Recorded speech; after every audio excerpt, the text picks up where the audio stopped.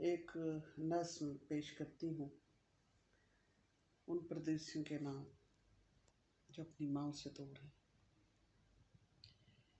रोज़ सुबह जब उठती हूँ तो एक ख्याल बस आता है।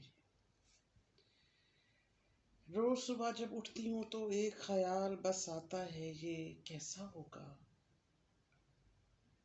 उठा होगा, उठ के क्या क्या सोचता होगा। उठा होगा, कैसा होगा, उठ के क्या क्या सोचता होगा।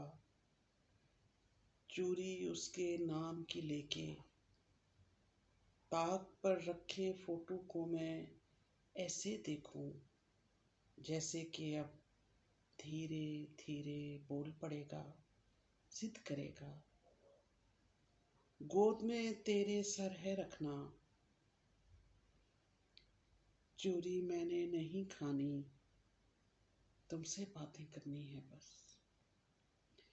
गोद में तेरे सर है रखना, चूरी मैंने नहीं खानी, तुमसे बातें करनी है बस।